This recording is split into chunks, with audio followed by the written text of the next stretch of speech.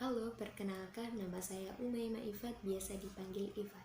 Saya mahasiswa Bahasa dan Sastra Indonesia minat linguistik di Universitas Airlangga. Oke, jadi di sini saya akan berbagi sedikit mengenai linguistik, yakni pembidangan-pembidangan linguistik. Nah, sebelum kita membahas mengenai pembidangan, ada baiknya nih kita harus tahu dulu apa sih linguistik itu.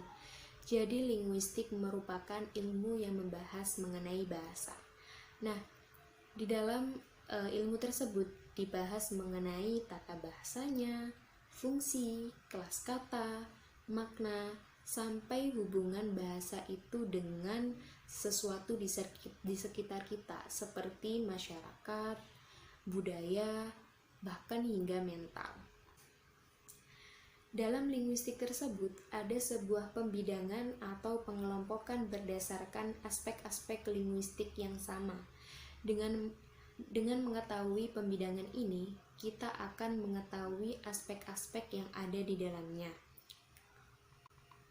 Nah, pembidangan linguistik ini dibagi menjadi 3 bagian.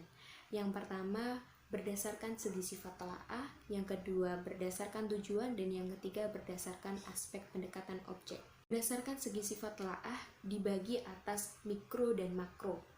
Mikro memiliki makna yang kecil, jumlah yang sedikit, dan sempit. Sedangkan makro memiliki makna yang besar, jumlah yang banyak, dan luas. Mikro merupakan linguistik mikro mengarahkan kajiannya pada struktur internal suatu bahasa tertentu atau struktur internal bahasa pada umumnya, seperti menyelidiki subsistem bahasa yakni fonologi, morfologi, sintaksis, dan semantik. Keempat hal tersebut merupakan hal-hal dasar atau bidang-bidang dasar dalam linguistik yang harus diperkuat juga ketika kita belajar linguistik, karena dengan memperkuat dasarnya kita tidak akan menemui kesulitan atau kebingungan ketika kita belajar hal-hal yang lebih kompleks lebih dari itu. Kemudian linguistik makro mengkaji suatu bahasa dalam hubungannya dengan faktor-faktor di luar bahasa seperti sosiolinguistik, psikolinguistik, etnolinguistik, antropolinguistik, dan lain sebagainya. Bidang-bidang dari linguistik mikro atau mikrolinguistik terdiri dari fonetik, fonologi, morfologi, sintaksis, dan semantik. Fonetik merupakan bidang linguistik yang mempelajari tentang pengucapan bunyi ujar. Fonetik ini berhubungan dengan anatomi tubuh yang menghasilkan bunyi, khususnya organ-organ tubuh yang terlibat dalam proses penghasilan ujaran. Fonetik ini akan berupaya untuk menerangkan bagaimana bunyi-bunyi tertentu dihasilkan. Sedangkan fonologi merupakan bidang dalam linguistik yang menyelidiki bunyi-bunyi bahasa menurut fungsinya.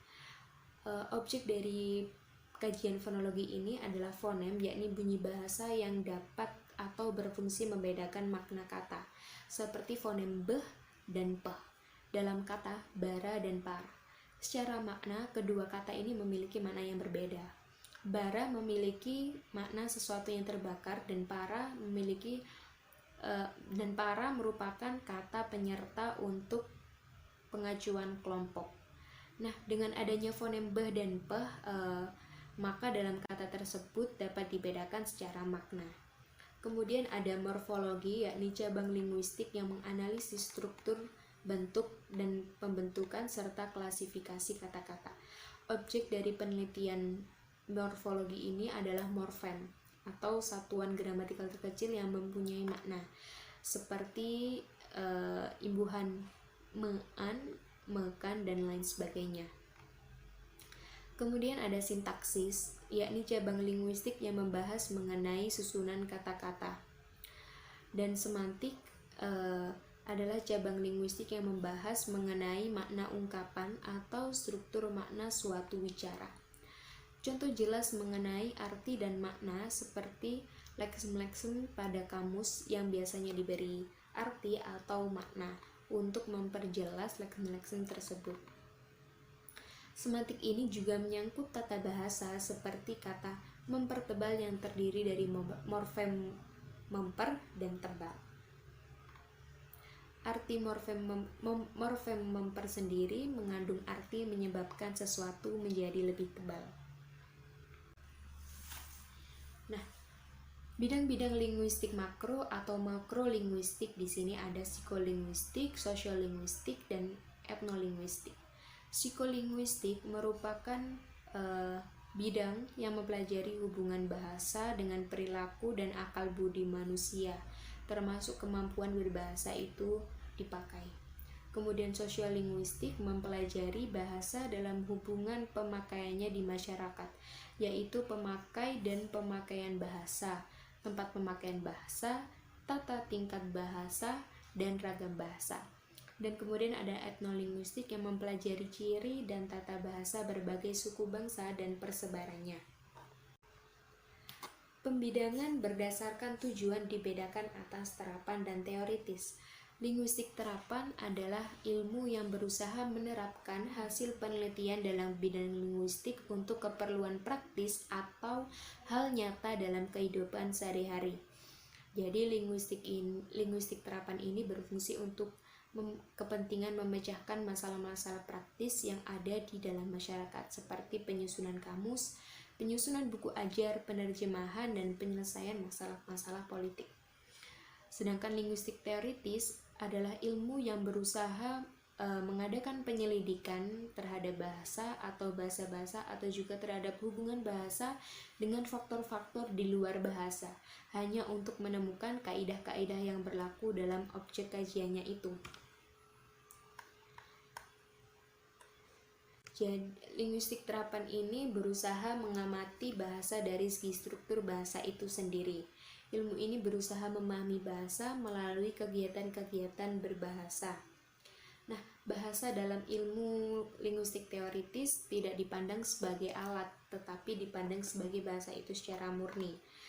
Linguistik teoritis ini merupakan upaya untuk memahami bahasa, tidak untuk ditumpang-tindihkan dengan teori linguistik yang digunakan sebagai landasan analisis ketika mengandalkan penelitian linguistik. Jadi dapat diketahui perbedaan antara linguistik terapan dan teoritis secara fungsi.